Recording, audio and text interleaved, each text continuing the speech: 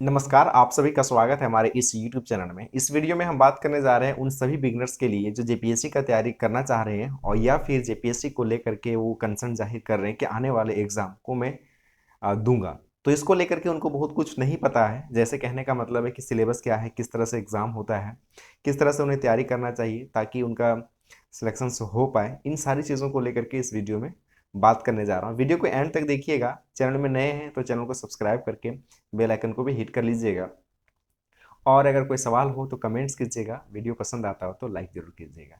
हम बात कर रहे हैं जेपीएससी के प्रिपरेशंस को लेकर के और उन सभी बिगनर्स के लिए जो फर्स्ट टाइम तैयारी कर रहे हैं, उनको कुछ भी पता नहीं है कि कौन सा बुक पढ़ना है, किस तरह से तैयारी करना है। तो सबसे पहले मैं आप लोगों को बताना चाहूँगा दोस्त कि सबसे पहले आप तो एक ग्रेजुएट हो, आप ग्रेजुएशन आपकी हो जानी चाहिए।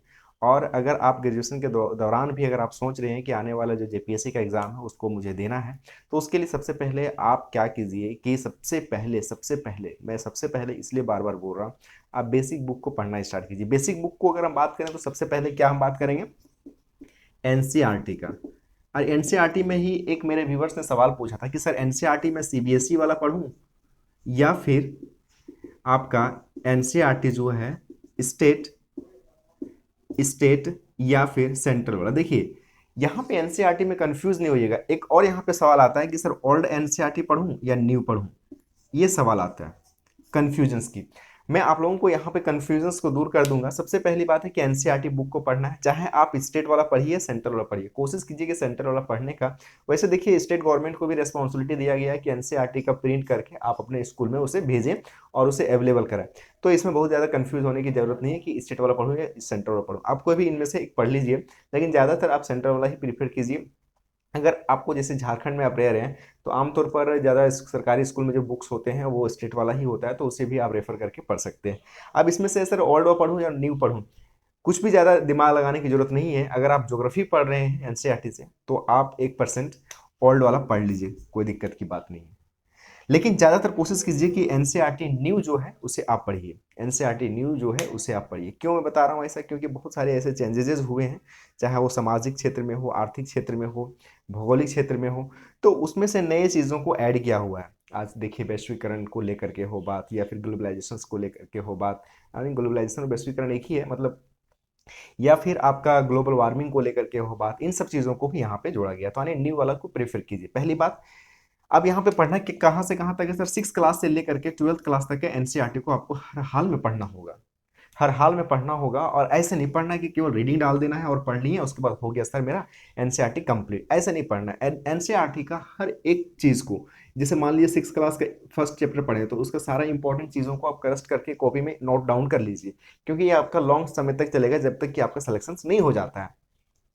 हर एक सब्जेक्ट का, चाहे वो हिस्ट्री का हो, पॉलिटी का हो, इकोनॉमिक्स का हो, ज्योग्राफी का हो, इन्वायरमेंट का हो, साइंस का हो, ये सारे जो बुक हैं इस सारे बुक का नोट्स बनाना स्टार्ट कर दीजिए। कमीशन में एक ऑफिसर बनना इतनी आसान नहीं है, आपको हर चीज़ को बहुत अच्छे से पढ़ना पड़ेगा। अगर आपने एनसीईआरटी को सही से पढ़ लिया तो बहुत, ये बिगनर्स के लिए बोल रहा हूँ, या फिर अगर आप बिगनर्स हैं भी नहीं भी है फिर भी आपको एनसीईआरटी को पढ़ना ही पढ़ना है।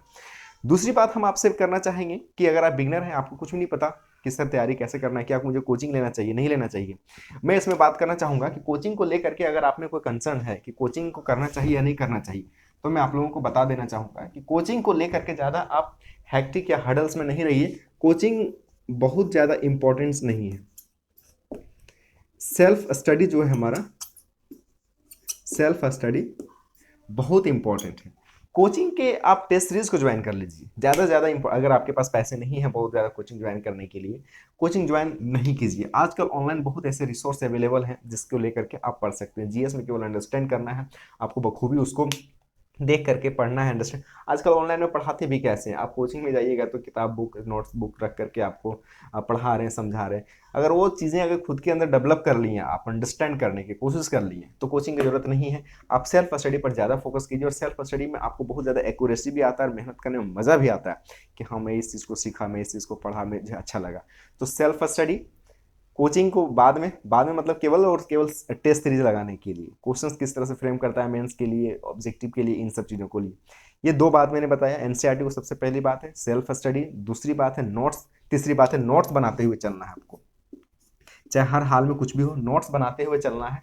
ये नोट्स आपका तब तक के लिए काम आएगा जब तक कि आपका सिलेक्शंस नहीं हो जाएगा, और सिलेक्शंस के बाद भी अगर आप चाहते हैं किसी को गाइड करना, किसी को पढ़ाना, किसी को आगे मार्गदर्शन के रूप में आप अपने आप को लीड करना, तो आपको वह नोट्स काम करेगा। यहाँ तक तीसरी बात समझ में आ गई। चौथी बात क्या है कि आपको डेली डेली कम से कम 4 से 6 घंटा आपको पढ़ने की आदत आना। ये नहीं कि सर अभी बैठ गया तो 6 घंटा तक बैठे रहे। सुबह में 4 घंटा पढ़ लीजिए, 3 घंटा पढ़ लीजिए, शाम में पढ़ लीजिए, लेकिन आपको कंटिन्यूअसली और कंटिन्यूटी के साथ पढ़ना है, क्योंकि ये चीज़ आपको लगातार आपको पढ़ना है। अगर ये आपका कंटिन्यू नहीं रहा, ब्रेक होता रहा, तो ये क्या है ना, इसमें एयर ले लेगा। एयर लेने का मतलब है कि फिर वो फ्लक्चुएट करने लगेगा, वो बहुत ज़्यादा चीज़ें समझ में नहीं आएगा। तो आपको कंटिन्यू पढ़ाई करना है, सुबह शाम करना है, एकदम जिस तरह मेडिसिन लेते हैं ना, सुबह शाम आपका हेल्थ सही रहता है। एग्जाम के लिए भी अगर आप बहुत हेल्दी और बहुत स्ट्रांग होना चाहते हैं, सुबह शाम आपको पढ़ना है इतना घंटा। ये सारी बातें थी। और इसमें कोई सवाल ऐसा हो जो आपको समझ में नहीं आ रहा हो, कमेंट्स करके पूछिएगा। मैं जरूर आप लोगों को बताने का, गाइड करने की कोशिश करता हूँ लगातार, और करता ही रहूँगा। आप सिर्फ अपना प्यार देते रहिए, चैनल को सब्सक्राइब कर लीजिएगा, बेल आइकन को भी हिट कर लीजिएगा।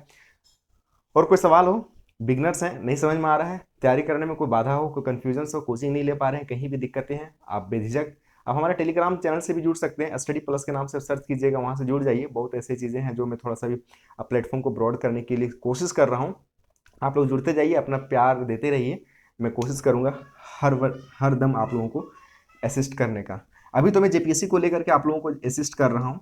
अगर ये मेरा प्लेटफॉर्म थोड़ा सा बड़ा हो जाए, then after we will move for the UPSC examination. But अभी फर्दर मैं बात करूंगा ओनली जीपीएससी के लिए। चलिए, आप लोगों को बहुत बहुत शुभकामनाएं, आप लोग तैयारी कीजिए। मिलते हैं कोई नई वीडियो में, तब तक के लिए आप लोग अपने ख्याल रखिए। बाय।